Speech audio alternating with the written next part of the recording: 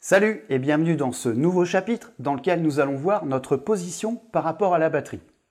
Ces recommandations sont importantes parce qu'un bon placement, une bonne assise fera que vous serez à l'aise pour jouer, donc détendu.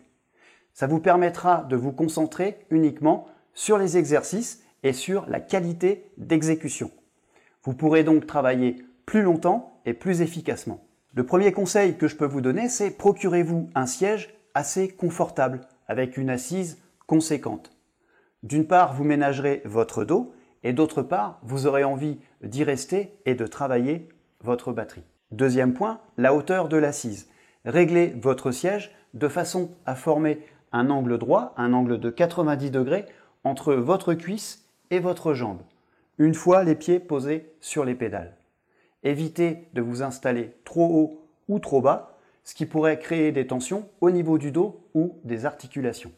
Deuxième point, placez votre siège de façon à avoir le même écartement entre le pied de Charleston et la pédale de grosse caisse, donc entre vos deux jambes.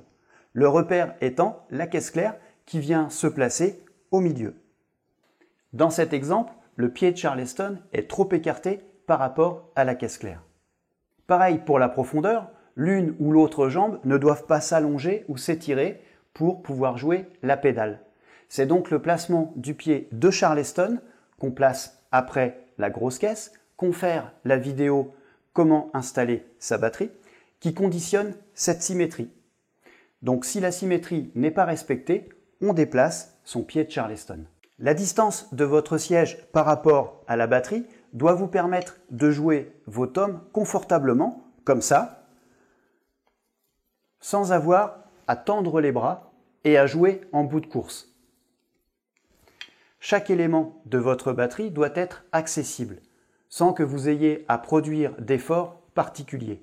Encore une fois, jouer détendu, c'est jouer plus longtemps. Le réglage de la caisse claire. Alors, la hauteur doit être suffisante pour que vous puissiez taper votre caisse claire sans que votre main ne touche votre cuisse, que ce soit la main droite ou la main gauche.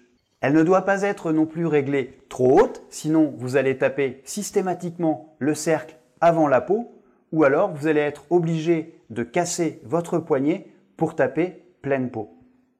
Et vous pourrez régler votre tome basse à la même hauteur que votre caisse claire. On va régler la hauteur de nos cymbales de Charleston de façon à pouvoir jouer simultanément le Charleston et la caisse claire, sans être gêné, sans que nos baguettes ne s'entrechoquent. Surtout quand on choisit de jouer croisé, c'est-à-dire de cette façon. Là, on va placer la hauteur des cymbales à peu près à 10 cm de notre caisse claire. Si par contre, on décide de jouer décroisé, comme ceci, le problème ne se pose plus. On peut avoir les cymbales de Charleston très bas, nos baguettes ne vont pas s'entrechoquer.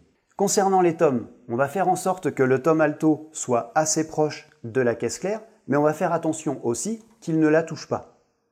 Concernant la hauteur et l'inclinaison, rappelez-vous, tous les éléments de notre batterie doivent être accessibles sans produire d'efforts particuliers. On ne va donc pas les régler trop haut ni trop bas, sinon ils vont toucher notre grosse caisse.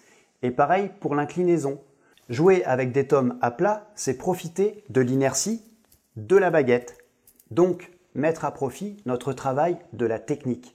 Et ça nous permettra également d'améliorer notre son. En ce qui concerne les cymbales, comme pour le reste des éléments de votre batterie, vous devez pouvoir les atteindre sans tendre de trop les bras et sans avoir à bouger de votre siège, surtout pas. Comme au début, on va les utiliser exclusivement comme cymbales d'effet, on va régler l'inclinaison de façon à pouvoir les jouer sur la tranche. Voilà, vous avez tous les éléments pour vous installer confortablement et donc jouer plus longtemps. À tout de suite pour la suite.